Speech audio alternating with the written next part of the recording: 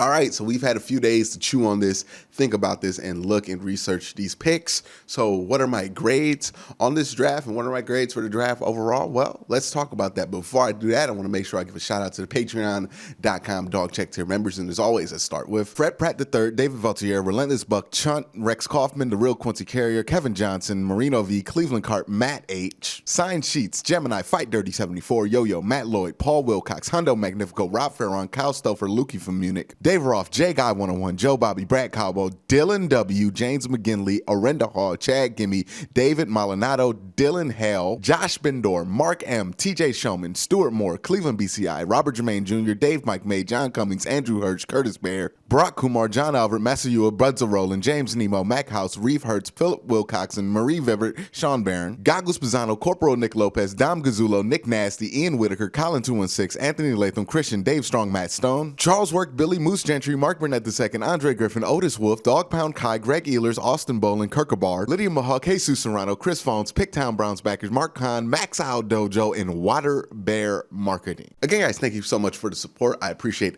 every single one of you guys. And also I want to remind you guys to hit that like button, hit that subscribe button, and ding that notification bell so you don't miss out on any of the content I have going forward. But now, without any further ado, let's grade the 2021 draft.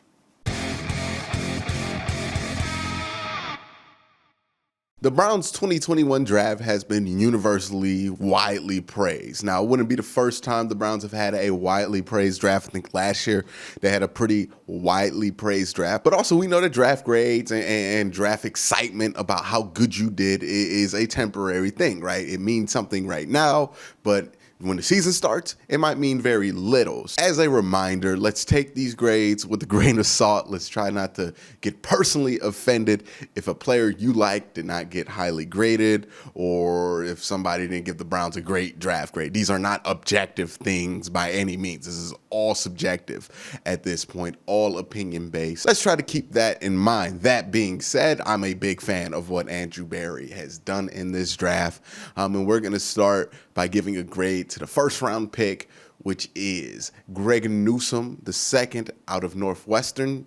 This is probably the most commonly mocked guy to the Cleveland Browns for me during the mock draft season. I thought that this pick made a ton of sense before they picked him, and I thought it made a ton of sense when they picked him. Greg Newsome is not the best corner in this draft. I would say he's my number 3 corner in this draft. He's also the guy that has, at least when you watch his tape, done the most of what the Browns asked their cornerbacks to do, which is play a lot of zone, play a lot of off man, be able to rally to the ball and get deflections on that. So he's very experienced, at least in college, in doing what the Browns and the Joe Wood defense is going to ask him to do. So I feel really good about this pick. No, he's not J.C. Horn, but I don't think there's going to be a ton of corners in this draft that are going to be like J.C. Horn. But I do think this is also a deep cornerback draft, and you're going to see some really good guys that went deep into the second round in this draft when it comes to that cornerback position. So that being said, if you get the third corner in this draft, or at least my third favorite corner, I wasn't a big Caleb Farley guy because of the back injuries, and I'm very excited about this. I think this is a great pick. I think this is the expected pick. It's not a super flashy one. It's a utilitarian-like pick.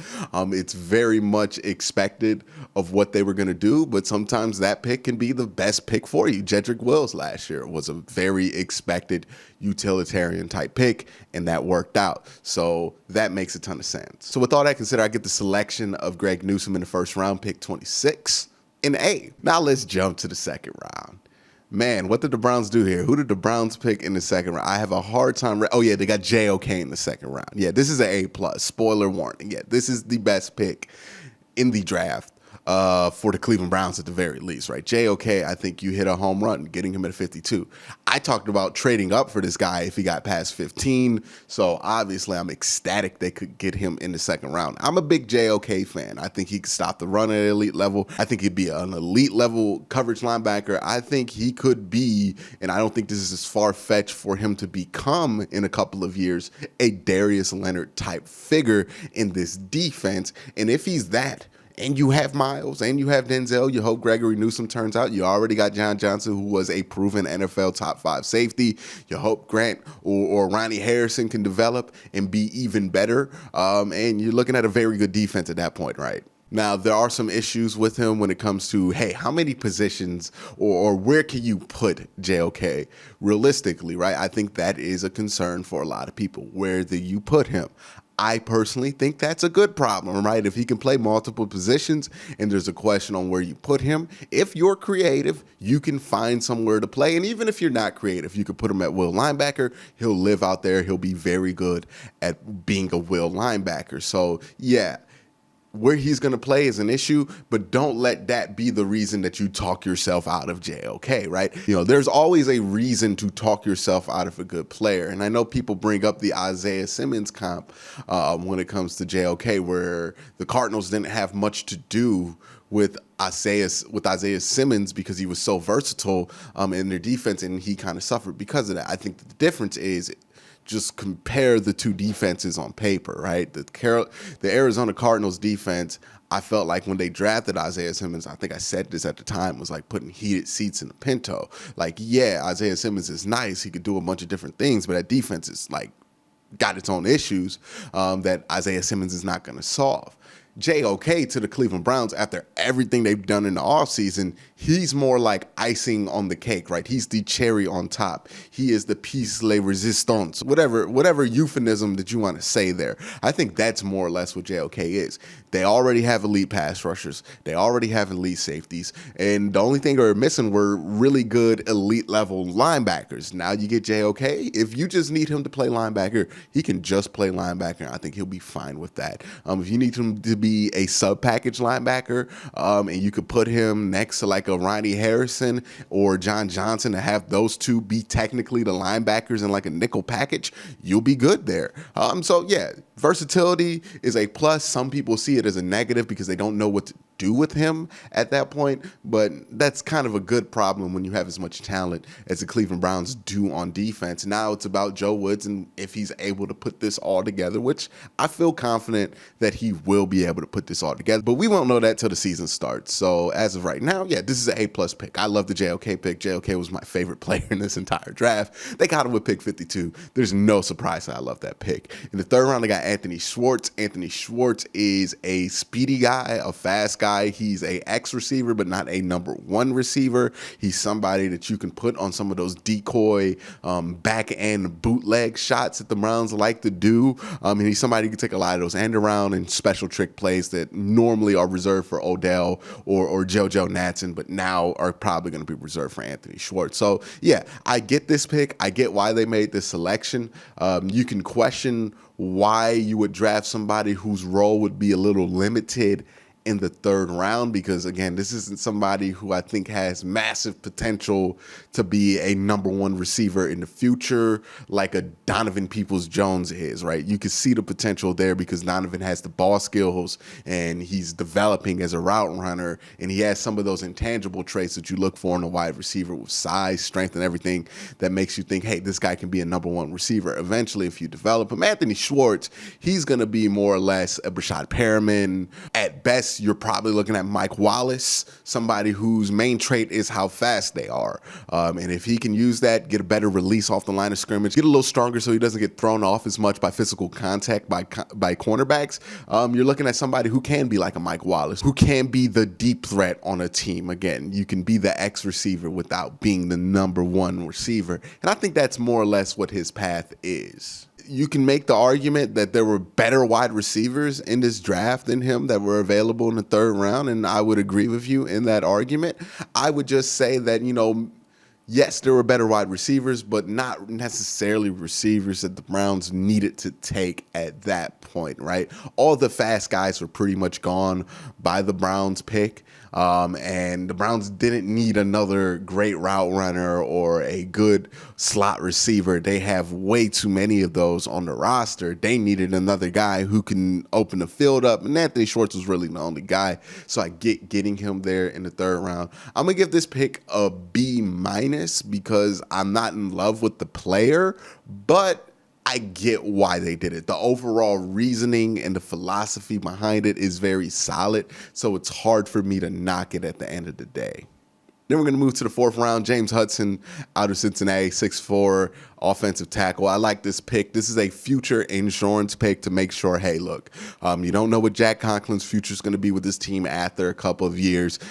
Chris Hubbard's getting older. He's coming back from an ACL tear, so you don't know what his status is going to be to start the season. So you have an immediate need there for a backup swing tackle, and you're going to need somebody who's going to be able to step up and hopefully give you flexibility on the right side of that offensive line. And James Hudson is a upside offensive line pick. I like his size. I like his upside. I like his athletic ability, and I like his feet.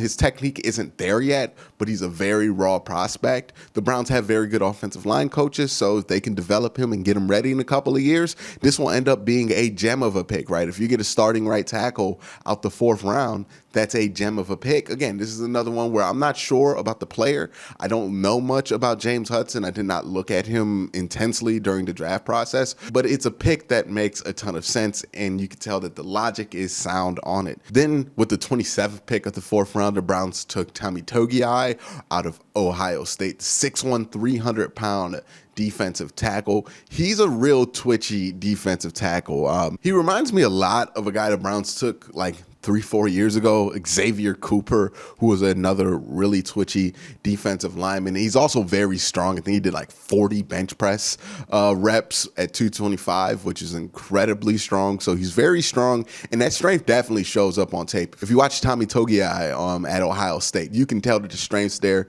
He's pretty twitchy for a strong guy, so you can see the potential there. He reminds me of a miniature Cam Hayward.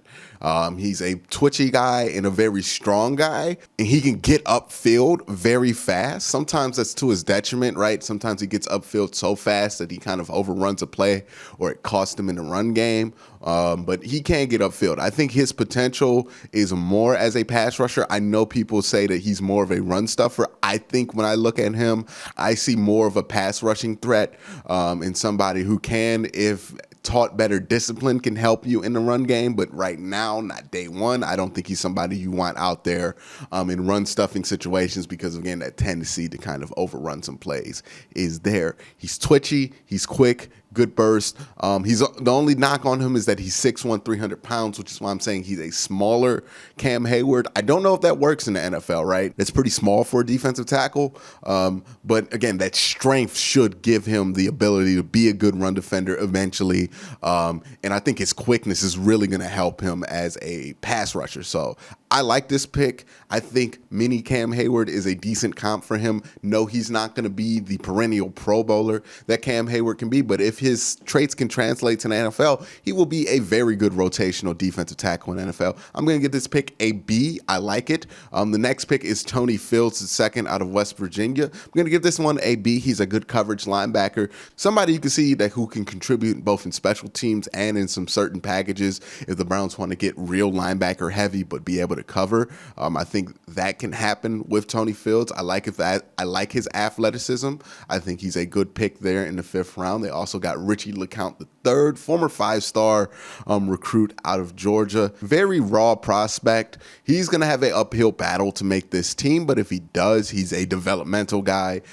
So very little of what I can say about him now is probably going to be applicable about him if he does see the field. I think he's a guy they're hoping to develop and a guy they're seeing what they can get out of in training camp because the raw athleticism is there. Again, he's probably, him and Tony Fields, both the fifth round picks, I would say are both RAS score guys who tested well and guys who have great athletic potential, but not necessarily the great tape. And Demetric Felton is somebody I've talked about a lot for a 6th round pick, but I think he's an interesting pick because he's somebody who could challenge for that third running back spot, also for the kick returner spot, and also he could be a utility wide receiver, another guy you can use on those gadget plays. So Demetric Felton is going to be an interesting selection for this team. It's going to be interesting to see what his path is like to make this team. Again, he's going to be battling out for Dearness Johnson. Hey, if it works out, you get a guy who can play 3 positions as your third running back, and you're probably going to be able to keep an extra player because of him. So I'm going to get this a B+. But all in all, I'm going to give the Browns draft an A.